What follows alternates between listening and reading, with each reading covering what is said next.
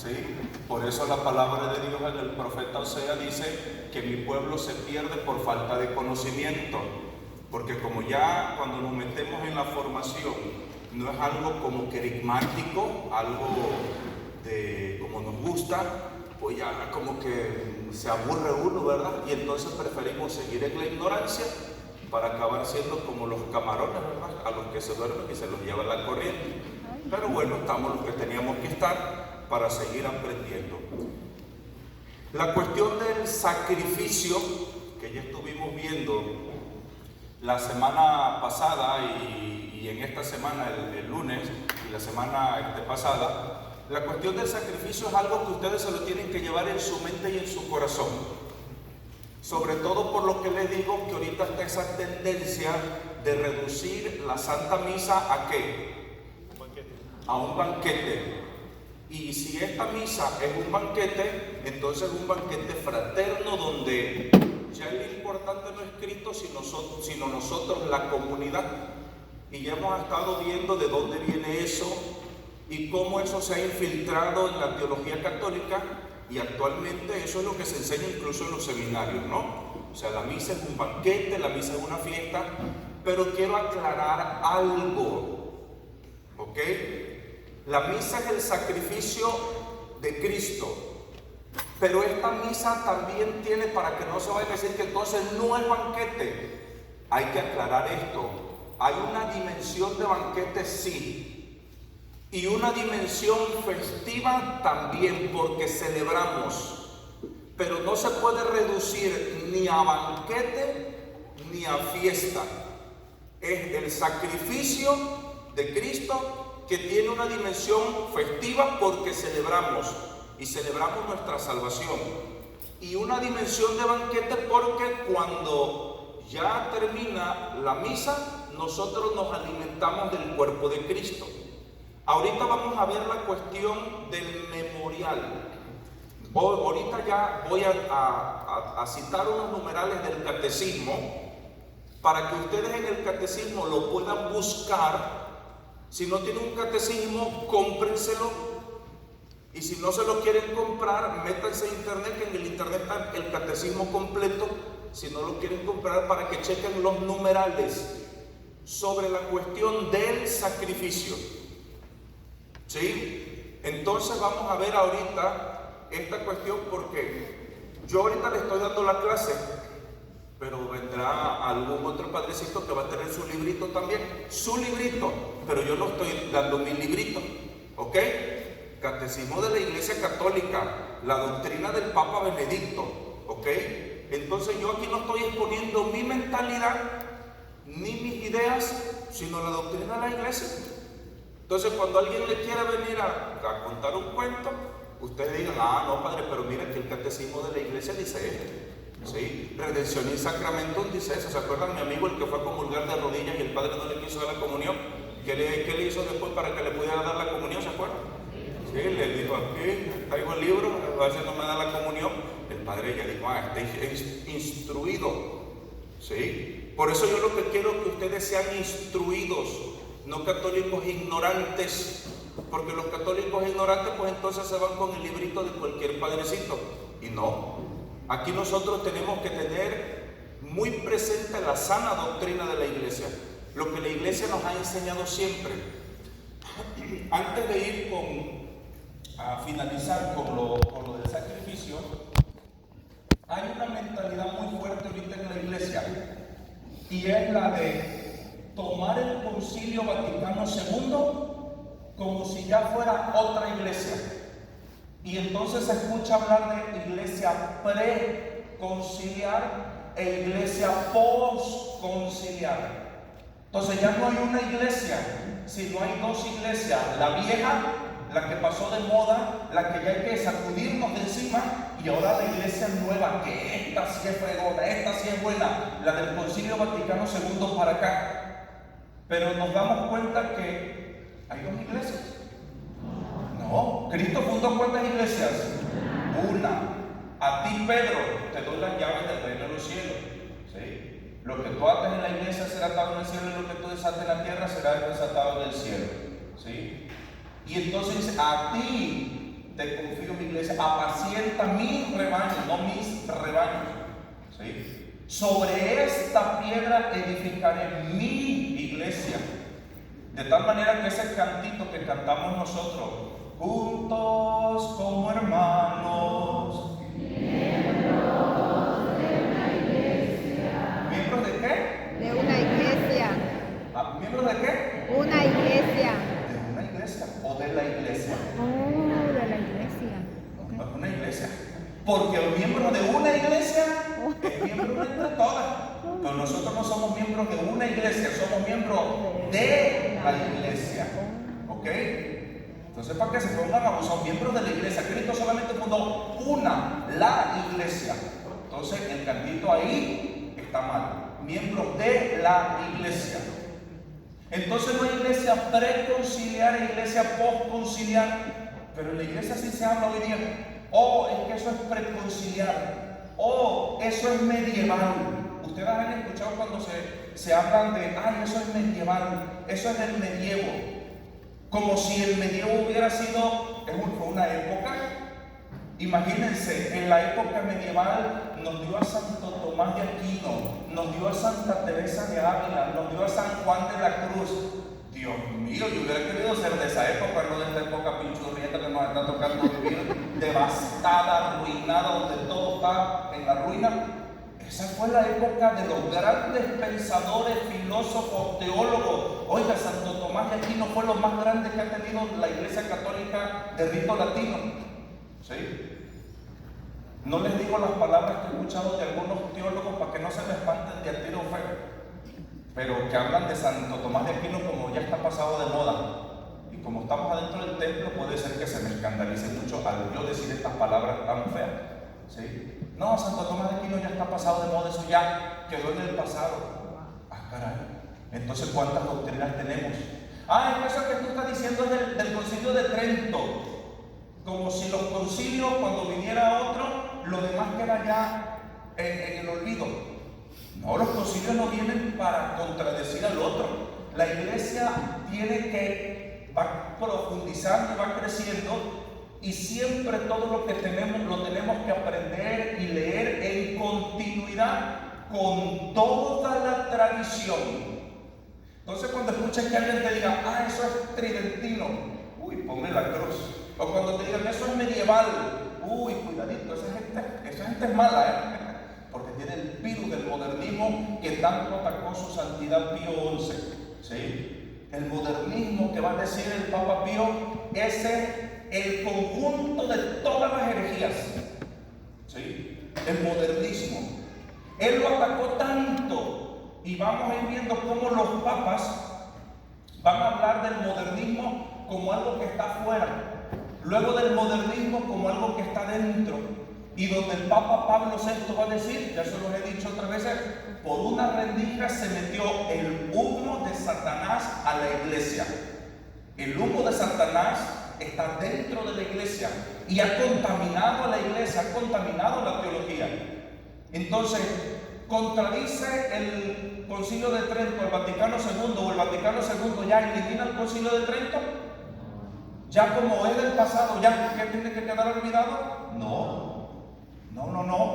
De hecho, ahorita lo que vamos a leer aquí en el Catecismo de la Iglesia Católica, que queda después del Concilio Vaticano II, la doctrina va a ser la doctrina de Trento sobre la Eucaristía. ¿Sí? Terminado el Concilio Vaticano II, en Holanda, los obispos holandeses van a sacar un catecismo. Y cuando el Papa Pablo VI ve ese catecismo, le dice, no, ese catecismo es herético. Y el Papa Pablo VI tiene que corregir el catecismo de los holandeses y tiene que hacer un credo.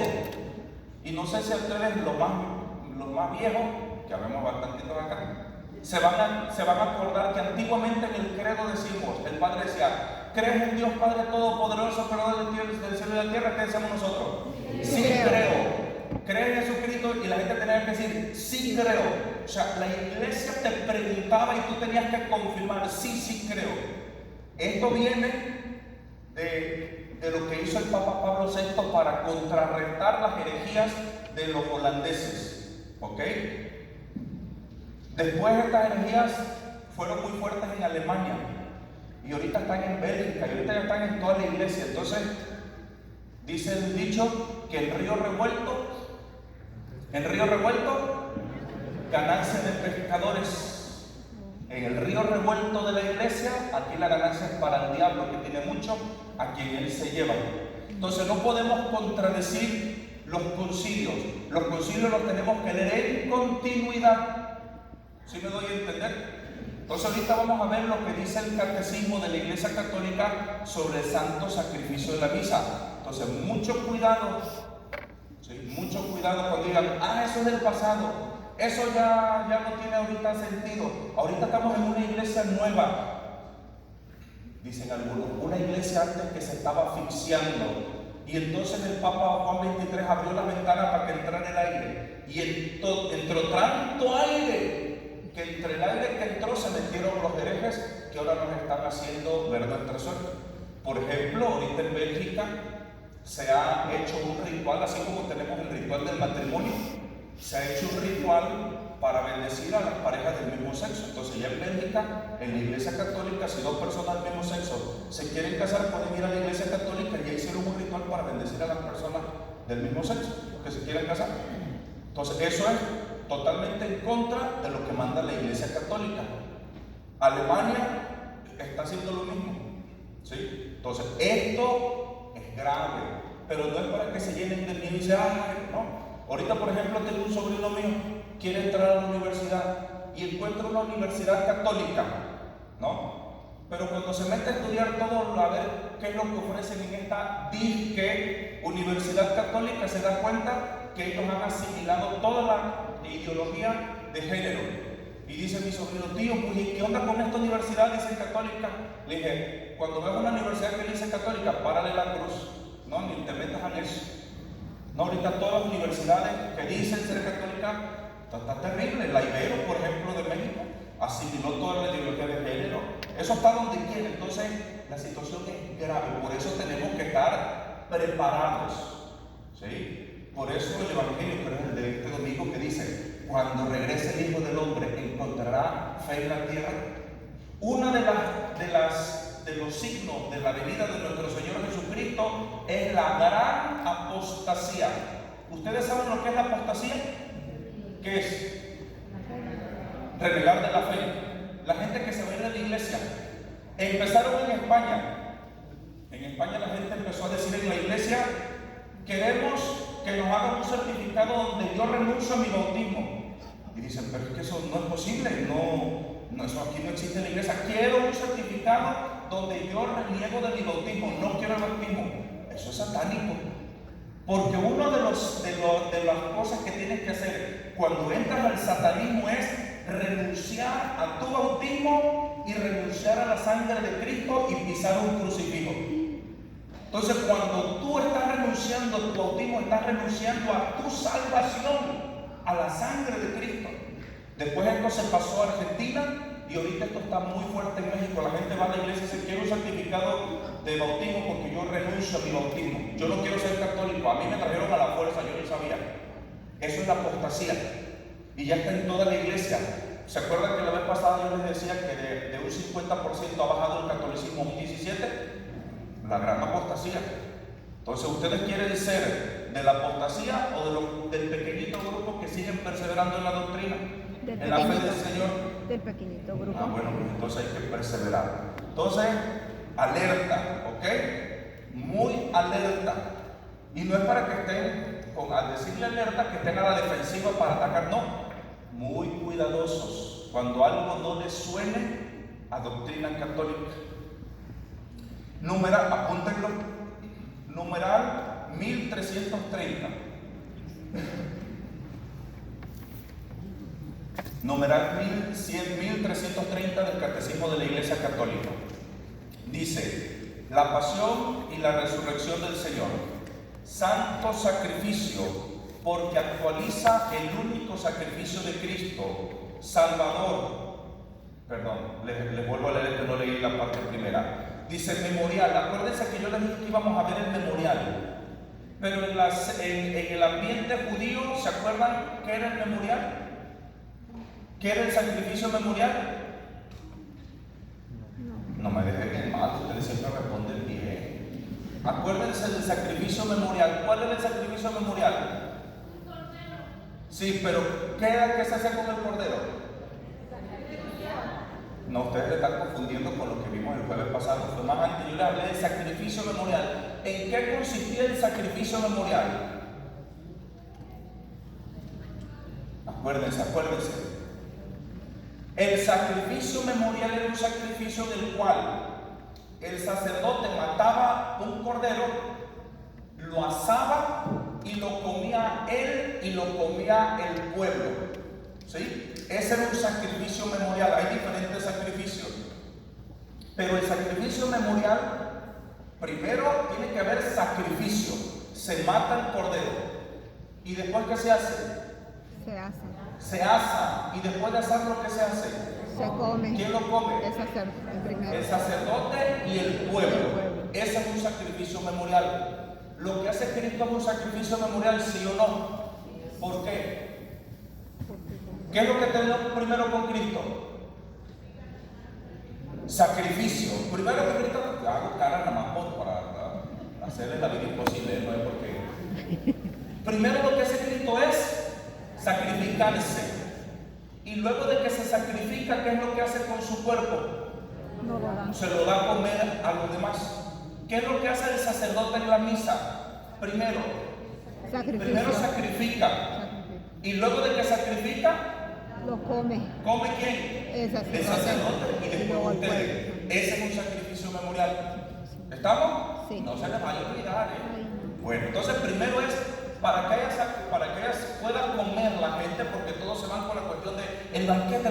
Sí, pero antes del banquete hay sacrificio siempre. No puede haber el banquete si no hay sacrificio, que es donde queremos hacer el énfasis. Entonces, memorial de la pasión y de la resurrección de nuestro Señor Jesucristo, santo sacrificio, porque actualiza el único sacrificio de Cristo Salvador e incluye la ofrenda de la iglesia, o también santo sacrificio de la misa, sacrificio de alabanza, sacrificio espiritual, sacrificio puro y santo, puesto que completa y supera todos los sacrificios de la antigua alianza. Así habla el numeral. ¿Cuál numeral? 1330, ¿ok? Entonces, sacrificio de alabanza, sacrificio de la misa, sacrificio espiritual, sacrificio puro y santo. Pero es que sacrificio, ¿ok? La Eucaristía, apunten este otro numeral 1362. 1362. La Eucaristía es el memorial. ¿Qué es el memorial? A ver, ¿qué es un memorial? ¿Qué pasaba en un memorial? Hablando de esto. ¿Qué era el sacrificio memorial? Sacrificio del cordero. ¿Ven? ¿Qué se hacía en el sacrificio memorial? Se sacrifica el cordero. Se sacrifica el cordero. Se asa. Se lo come el sacerdote. El sacerdote se lo da al pueblo. Así, se sacrifica el cordero, se asa, lo come el sacerdote y lo come el pueblo. ¿Ok? No se les olvide, lo vamos a estar repitiendo para que se nos quede en el corazón. Entonces, la Eucaristía es el memorial. Entonces ya sabemos que es memorial de la Pascua de Cristo. La actualización, esto es importantísimo, esta palabra, la actualización y la ofrenda sacramental de su único sacrificio en la liturgia de la iglesia, que es su cuerpo. En todas las plegarias eucarísticas encontramos, tras las palabras de la institución, una oración llamada anamnesis o memorial. ¿Ok? Numeral 1364. 1364. El memorial recibe un sentido nuevo en el Nuevo Testamento. Okay. Entonces ya tenemos el memorial del Antiguo Testamento y ya sabemos en qué consistía. Dice el Catecismo de la Iglesia que en el Nuevo Testamento este memorial va a tener un significado nuevo, ¿ok? Cuando la iglesia celebra la Eucaristía, hace memoria de la Pascua de Cristo y esta se hace presente. El sacrificio que Cristo ofreció de una vez y para siempre en la cruz permanece siempre actual. ¿Se acuerdan que lo expliqué el lunes? De la carta a los Hebreos, del sacerdote que degollaba a la víctima. Eso sí lo que dijeron acá: el sacerdote degollaba a la víctima, contenía la sangre en un bol. ¿Qué hacía después? ¿Entraba a dónde? ¿A dónde entraba? Al lugar santo. ¿Qué hacía en el lugar santo? Ofrecía la sangre. Después de ofrecer la sangre, ¿qué más hacía? Decía el nombre de Yahvé, pedía perdón. ¿Y cuándo terminaba el sacrificio? Cuando salía. Ah, eso, mira, ya se van poniendo las pilas, vamos calentando motores. Entonces lo que está haciendo el catecismo es contextualizando eso, ¿ok? Lo repito, el memorial recibe un sentido nuevo en el Nuevo Testamento. Cuando la iglesia celebra la Eucaristía, hace memoria de la Pascua de Cristo y esta se hace presente. El sacrificio que Cristo ofreció de una vez y para siempre en la cruz permanece siempre actual. ¿En dónde permanece actual? ¿En la iglesia? ¿En dónde? ¿En la iglesia? ¿En la iglesia? Sí, específicamente ¿en dónde? En el altar, ¿sí? En la Eucaristía. Ok. ¿Cuántas veces se renueva en el altar el sacrificio de la cruz? Fíjense, ¿cuántas veces se renueva en el altar el sacrificio de la cruz? Entonces, ¿qué hace el sacerdote en la Santa Misa? ¿Renovar qué? El sacrificio. O también se puede decir actualizar el sacrificio o hacer presente la cruz. Por eso la cruz tiene que estar en el altar. ¿Sí? Y ahorita lo vamos viendo esto. Vámonos rápido.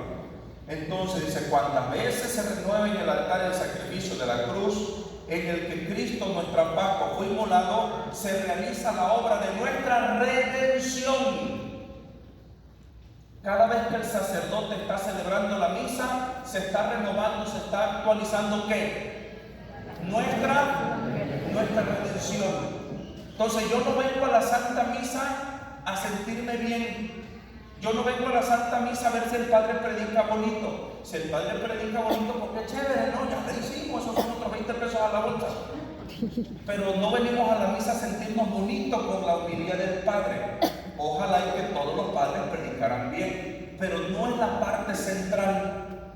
De hecho, el sacerdote puede omitir la homilía. Si el sacerdote quiere, no dice la homilía, porque no es obligatoria la homilía. Si hay homilía, pues qué bueno, ¿no? Porque nos ayuda a entender la palabra de Dios. Pero ¿qué es lo más importante de la misa? El sacrificio. ¿Y qué hace el sacrificio? Actualizar ¿qué? Nuestra redención. Aunque el padrecito hable feo, hable lo que sea, pero si el padrecito está celebrando, está actualizando el sacrificio de Cristo, se está actualizando mi redención. Yo no vengo a la iglesia a otra cosa sino a ser redimido. ¿Sí me doy a entender?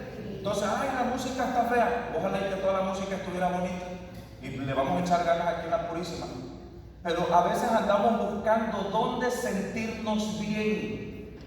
Y no andamos buscando dónde yo experimente en mi ser la redención. Nos vamos por otro lado. ¿Sí me doy a entender? Bueno. Numeral 1365.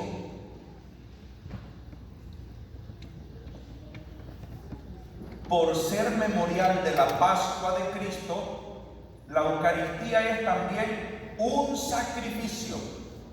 ¿Ok?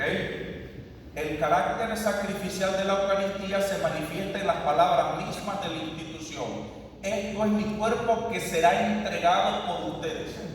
¿Qué quiere decir será entregado? ¿Será qué? Sacrificado. Eso, ser entregado es ser crucificado. Las mismas palabras hablan de que es un sacrificio. Un sacrificio. O el sacrificio por excelencia. Por tanto, esto lo han dicho algunos padres y hasta un día mis hermanas también llegaron de intrigosas a decirme: ay, el padre dijo algo tan raro en la misa que nos quedamos hasta fría. Ya, a ver, échenle, ¿por qué ustedes ya están torciendo las cosas? Es que el padre dijo algo raro, como que la Virgen María, como que las cosas, que la oración de la Virgen María no importa, que qué sabe qué. Y le dije, a ver, cállense. ¿A qué te apuesto que le dijo el padre? A ver, di que ni todas las oraciones de los santos, ni la oración de la Santísima Virgen María, que es la perfeccionada, la Inmaculada, logran lo que logra una misa. Ni todos los santos, la oración y la súplica de todos los santos unidos a la Santísima Virgen María, logran lo que logra la misa. Le digo, ¿fue eso? Ándale, eso dijo. Está bien. Claro, ni la Santísima Virgen María puede lograr lo que logra el sacrificio de Cristo. Ustedes sí lo logran entender, ¿no? Como mis hermanos. ¿Sí? ¿Ok? Porque luego dicen, ay, el Padre dijo que la Virgen ni sirve para orar. No, yo no estoy diciendo eso. Pero el sacrificio de Cristo es lo más grande. Ni aunque nos juntáramos todos los cristianos de la tierra, y aunque todos los cristianos de la tierra nos entregáramos vivos a que nos quemaran vivos el sacrificio, ni todo el sacrificio de nosotros se compara con el sacrificio de Cristo. ¿Sí está claro esto? Sí. Pues eso, vamos bien. Entonces aquí se entiende esto. La Eucaristía es pues un sacrificio, porque representa, hace presente el sacrificio de la cruz, porque es un memorial y aplica su fruto. Nuestro Señor Cristo, nuestro Dios y Señor, se ofreció a Dios Padre una vez por todas, muriendo como intercesor sobre el altar de la cruz, a fin de realizar para ellos los hombres la redención eterna. Sin embargo, como su muerte no había poner fin a su sacerdocio, en la última cena, la noche en que fue entregado, quiso dejar a su iglesia, a su esposa amada, un sacrificio visible, como lo reclama la naturaleza humana, donde se representara el sacrificio sangriento que iba a realizar una única vez en la cruz, cuya memoria se perpetúa hasta el fin de los siglos y cuya virtud saludable se aplicará a la remisión de los pecados que cometemos cada día. Concilio de Trento. ¿Ok? Entonces, hay ciertos grupos en la iglesia que odian el Concilio de Trento, porque en el Concilio de Trento se define esto y se enfatiza y se profundiza y se adorna el sacrificio de Cristo. Y los que hoy quieren ver la misa como una mera cena pascual, como un banquete, odian al Concilio de Trento, porque ahí está especificado el sacrificio de Cristo. No sé si me doy a entender, ¿sí? Vámonos de corrido entonces. Bueno, numeral 1367. El sacrificio de Cristo y el sacrificio de la Eucaristía, el sacrificio de Cristo y el sacrificio de la Eucaristía son pues un único sacrificio. Lo que hizo Cristo en la cruz es lo que se hace aquí en la Eucaristía. Es un único sacrificio. ¿Ok? La víctima es una y la misma. ¿Quién es la víctima? El mismo que se ofrece ahora por el misterio de los sacerdotes es el que se ofreció a sí mismo en la cruz. Y solo es diferente el modo de ofrecerse. ¿Qué es lo que cambia? ¿Cómo se ofreció Cristo en la cruz? De forma que sangrienta, ¿sí? Sangrienta, lo destruyeron su cuerpo. En el altar se dice de forma incruenta, ¿sí? No cruento, o sea, sin sangre. Ya no está bueno, a este Cristo le falta como que sangrita, ¿va? Pero ya no está de la misma forma sangrienta, derramando la sangre como la cruz. De la iglesia se dice, se hace de forma incruenta, ¿ok? Pero se actualiza el sacrificio. Esto también lo define el Concilio de Trento. Y puesto que en este divino sacrificio que se realiza en la misa se contiene e inmola incruentamente, ¿qué quiere decir incruentamente? Sin sangre. Incruentamente, el mismo Cristo que en el altar de la cruz se ofreció a sí mismo una vez de modo cruento. ¿Qué quiere decir cruento? Con sangre. Este sacrificio es verdaderamente propiciatorio. ¿Qué quiere decir propiciatorio? Que es por nuestros pecados, por la remisión de nuestros pecados, súplica. ¿Me explico? ¿Sí? Por eso cuando tenemos una misa de funeral, yo cuando vine para acá me piden ir a celebrar una misa y yo llego con mis ornamentos morados y me dice el padre, no, aquí en la diócesis usamos el color blanco. ¿El color blanco? Digo, no, tiene que estar mansito, ¿va? Dice el dicho, a la tierra que fueres, hacer lo que viene. Y ahorita no me puedo poner aquí muy bravo porque me dicen, vamos para México, ¿va? Y yo, ¿pero por qué blanco? Es que aquí en la diócesis así es. ¿Cuál es la idea del ornamento blanco? Yo digo, ¿que el muerto ya lo canonizaron? ¿Que ya vamos a canonizar el cadáver? No. Si la misa que se ofrece, a ver, díganme, ¿por qué celebramos la misa de los difuntos? ¿Qué es lo que pedimos en la misa por un difunto? La salvación del alma. Que se salve. Estamos rezando a algo que la haya salvado. Nunca se confesó. Nunca venía a la iglesia, pero el último día que se iba a morir dijo, tráigame por favor al padrecito, y el padrecito fue, se confesó y dio la absolución. Pues ahora, como va a estar en el purgatorio, hay que pedir misa. Y entonces viene el cadáver, aquí lo traemos y pedimos a Dios que perdone. Eso se llama un sacrificio propiciatorio, una misa en sufragio, una misa de petición, rogando a Dios que le perdone, que le purifique, que lo lleve al cielo, pero una misa de súplica.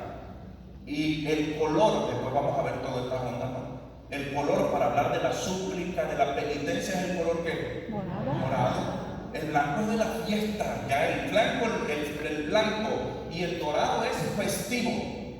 ¿Y en un funeral es festivo? No, o sea, no coincide. ¿Ven qué cosas tan raras hay en la iglesia? A ver, si toda la gente viene porque se le murió el familiar, yo no creo que alguien venga, ¡ay, qué emoción! Se murió mi mamá, vamos todos a celebrar que se murió. No, celebrará la viuda a lo mejor, a lo mejor la viuda o el viudo celebra, pero los demás no celebran, ¿sí o no? No, entonces la gente viene con dolor, la gente viene triste, y luego esa onda de que la celebración de vida. Yo digo que esto lo hago para que lo reflexionen. Vamos a tener una comida, ¿cómo se llama? ¿Cómo lo dije? Celebración de vida. Y dices tú, a ver, venimos del panteón, del cementerio, ¿no?